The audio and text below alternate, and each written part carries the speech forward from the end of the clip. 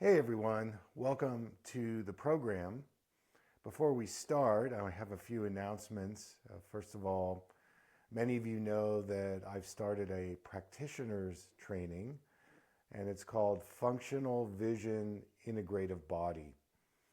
And this has come after 40 years of distilling a lot of information, not only about improving your eyes and vision, but things like brain health, body health, working on a physical, emotional, and spiritual level, using things like color therapy, iridology, craniosacral, somatic movement, and many other things. So I've written up this course for non-eye doctors, so it's a coaching program. And it works for any practitioner. So let's say you're a chiropractor and somebody comes in and they're complaining about their eyes. Well, there are exercises and strategies and educational things that you can teach your clients or patients to get better. I've been working with a few body workers like massage therapists, craniosacral therapists, somatic experiencing therapists, and they're just loving the program. So if you're interested, contact me, appointments at drsamberne.com, and we can have a conversation, see if it's a good fit for you. The other thing I want to mention is my membership program. We're going on year number 3, and what I've done is I've taken a lot of my creative energies that I used to put towards social media, and I've created content that is exclusively for the membership.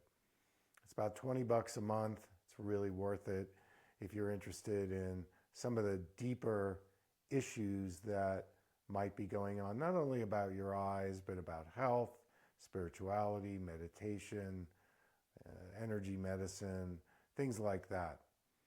So if you're interested in the membership, I highly recommend it.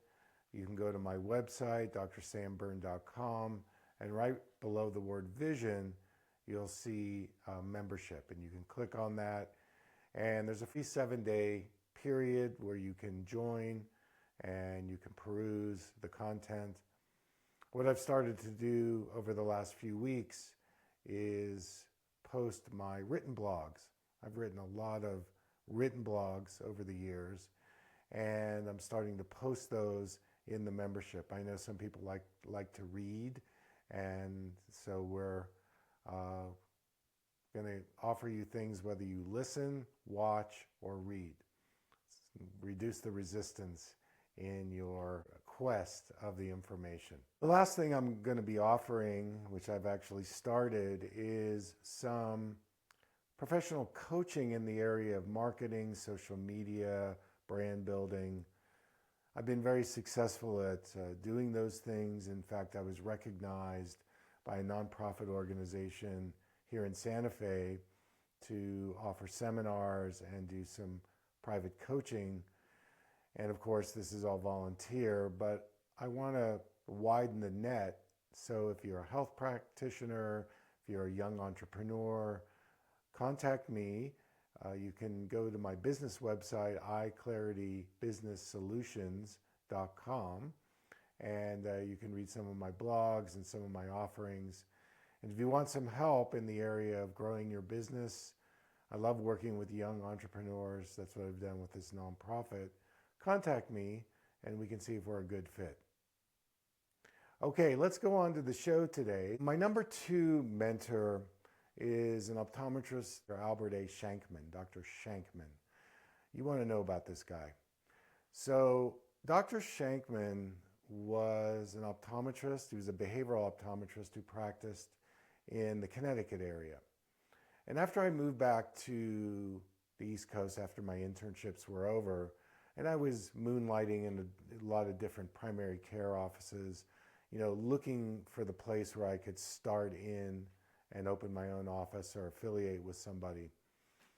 I remember getting a flyer in the mail, and it was an invitation from Dr. Shankman, and he was saying that He is doing a year-long program for any optometrist who's interested in learning his method of vision therapy. And he called it psychobehavioral vision enhancement. In fact, he wrote a book about it, Vision Enhancement Training, Psychobehavioral Vision Enhancement, if you're interested. And so I enrolled in the course. Now, I was living in Philadelphia at the time, and I had just started a practice there. And in my own vision, I had a couple things going on. First of all, I was very nearsighted. And the second thing is that reading was not something I was very interested in. Even though I was an A student, I did well in school, I was in the National Honor Society, I was never really good at taking, the SATs and, those kinds of tests. And comprehension was not easy for me, reading comprehension. So when I contacted Dr. Shankman and I went up and I had an evaluation from him, I decided I was going to be a patient of his. So I would go up once a month. It was about a 4-hour drive. And I would do vision therapy with him over the weekend. Now, at that time, he was in his mid-70s, so he had sold his practice. And he was living in a retirement community, had a great condo. And his wife, Lynn Shankman, she also worked in his office as a vision therapist. And we became quite close, like family. And every month I would go up there and I would, get an update in my vision therapy program. And then in between, I was doing 20 to 40 minutes every day, 7 days a week, of vision therapy practices that were very different than what I learned in school. They were very involved in movement and balance and working with the eye patch and looking at psycho-emotional and spiritual and energetic reasons around, my own vision problems. And I remember Dr. Shankman said two things to me at my first visit. He said my myopia was a result of the tension that I carried in my eyes as a way to muscle my way to the answer. And that was pretty accurate. Second thing he said is the reason why I wasn't a good reader is that my left eye wandered out. I had very poor convergence with my eyes, especially when I read. And this either leads to confusion, double vision, suppression in the eye. When our two eyes don't work together, the brain gets confused and it tends to suppress, the non-dominant eye. And so I started in his vision therapy practice, and within a couple of months, I noticed that my nearsighted prescription reduced, and it kept reducing. And as I kept reducing, consciousness opened up, insights opened up, things changed for me. And, myopia is related a lot to the kidneys and fear and tension. And I noticed that a lot of that stuff was kind of just evaporating. And at the same time, I also noticed that I was reading better, that my comprehension got better, that I understood what I read. I could read more, I could read faster. And I got to a point 6 months in the program, and he made you commit to a year. And that is actually very important point because, people think, oh, I can go to a behavioral optometrist once and get the changes. And that's not true because the habits and the conditioning and the belief systems around our visual system get ingrained very early on. In fact, our eyes are like, videotape library where we as children internalize our parents' experiences. And Dr. Shankman pointed that out to me, and he was right. And then about 6 months in, I got kind of frustrated because I was very goal-oriented, and I wanted to get to a place where, I want to get rid of my nearsightedness completely. And it wasn't happening. In fact, the more I stressed into it, the worse my eyes got, even though it hadn't been making a lot of progress. So he said to me two things. He said, first of all, you have to give up the goal. I said, I can't do that. The second thing he said to me was, you're too attached to the results and you have to really dive into the process. I was like, oh man, I love results. I want results. That's what I live for. So I wrestled with that. And I remember talking to my brother, and my brother said to me, very smart, he said, He said, well, you paid this guy a lot of money. You've invested all this time. Why don't you just do what he says? Give it up, man. And so sometimes brothers have the wisdom.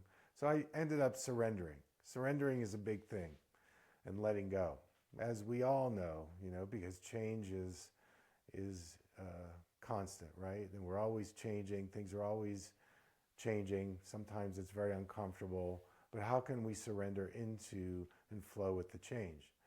So after I changed my mindset with him, with Dr. Shankman, some magical things started to happen. My eyesight really started to improve. In fact, one day I woke up and I was late to the office. I lived in Center City, Philadelphia. My office was out on the main line. And I was like halfway to the office and I went, oh my goodness, I forgot to put my contacts in and I can read the road signs. So that was kind of like a come to Jesus moment where I was like, wow, I don't really need these lenses anymore. And so we continued on.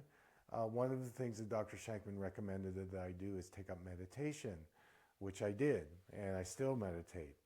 And so doing a lot of different modalities along with vision therapy, I completely dissolved my nearsighted prescription, and I was 28 years old at the time. So it inspired me to move into a direction where I was going to exclusively work in a practice where I was helping people improve their vision. Road less traveled, because if I'd gone mainstream, sold glasses, gotten into disease-based care, I probably would have made a lot more money. I would probably, in some ways, in terms of the profession, been more acknowledged. But I took the road less traveled. It's kind of like my modus operandi. I tend to do that a lot. And it set me off in a career where I'm still doing it today, 40 years later, and probably will continue to do it until I physically can't anymore. So Dr. Shankman, kudos to you for giving me so many gifts, and you're right up there in Mount Rushmore with Dr. Sannett. Okay, the third eye doctor I want to talk about is a developmental optometrist who practiced in Florida. I met him when he was in his 70s, and it's an interesting story. His name's Dr. Albert A. Sutton, Dr. Sutton. And when I moved to New Mexico, I had a hard time getting a license to practice because New Mexico is a good old boys state. And it's a poor state, 48th poorest state in the Union. And so they kind of limit the number of outsiders that come in to get a license. And I was having trouble, even though I thought I passed all the tests and I had to retake the national boards, which is a standardized written test. I had to take pathology slides, things like that. So I was at a conference and I met Dr. Sutton and I told him my dilemma. He said, oh, well, I used to be on the state board in Colorado. And here's the strategy. This is what you need to do. You need to call up the president of the board, tell him you're doing vision therapy, behavioral optometry, and, let him get to know you. Don't try to sue him or, get mad at him. Be friends, make connections, network. And so I did that for about 6 months, and magically and miraculously, I got my license after the third try. So New Mexico license is very valuable, not only for New Mexico, but then I recognized that there was a reciprocity deal with New Mexico and Hawaii, so I also have a Hawaii license. And in my next show, I'm going to talk about my relationship with Hawaii and talk a little bit about travel there. I tend to like to go outside of just talking about eyes, so stay tuned for that show. Anyways, Dr. Sutton and I became friends, and I became a student of his. And Dr. Sutton was really a pioneer in the field of development in children, learning, and his testing was very whole body. He had a test called mind-body testing where he tested vestibular, visual fixation, body movement, bilateral integration, many different things. And then he brought two of my now close colleagues from Scandinavia, Lena and Thorkeld Rasmussen, who were doctors of optometry, and they practiced in Denmark and Sweden, and he brought them to the United States, and they taught us the primitive survival reflexes. And the primitive reflexes is such an essential part of vision therapy, especially with kids. OTs, some of them do primitive reflexes. There are a few people out there that are teaching it, but primitive reflexes, those movement patterns start in utero, and the purpose of those movement patterns is to help the newborn adjust to being outside the birth canal in the womb. And many, many kids who have vision problems that are school-aged still have the primitive reflexes. And Dr. Sutton recognized that because he worked with Arnold Gesell at the Gesell Institute. It's a place that I attended in the mid-1980s. And the Gesell Institute was, at that time, a beacon of light for vision development. Now, again, I've talked about the difference between eyesight and vision. Eyesight is eyeballs and glasses and reading the distance chart. But vision is how the eye, brain, and body work together. And there's a developmental process on when kids develop their vision as it relates to learning and academic performance. And Dr. Sutton was an expert at this. He had studied it, and he developed many different protocols. He also got me involved in biochemistry testing, hair mineral analysis, and the importance of the energy in the cell having to be really high, cellular health, to be able to make the developmental changes that are needed, especially in the sensory motor system. He taught at Berne College in Miami, and he was a world-renowned expert in developmental optometry. In my view, he was not recognized enough by optometry.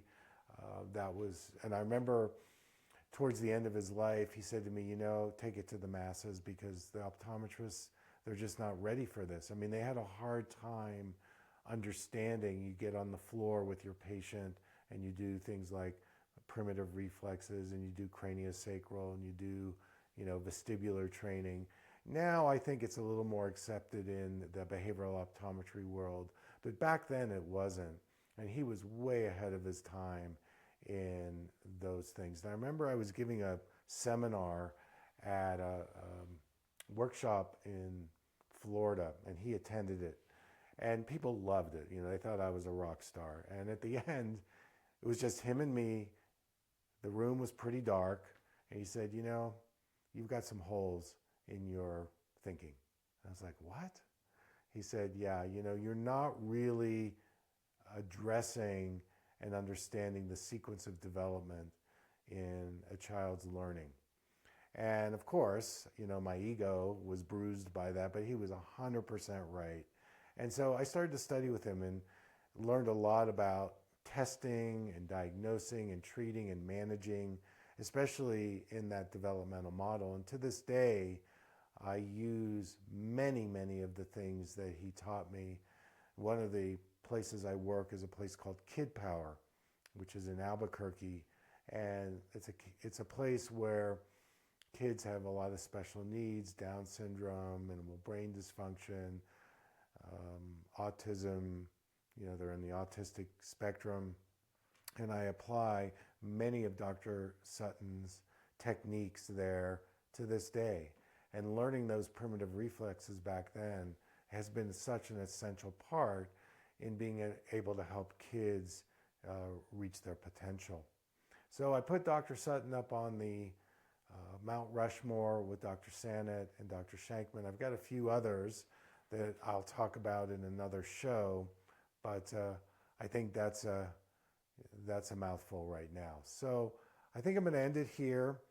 I want to thank you so much for tuning in today. Share this podcast if you found it helpful. Again, you can go to my social media feeds, and also my website, drsamberne.com. And until next time, everyone, take good care.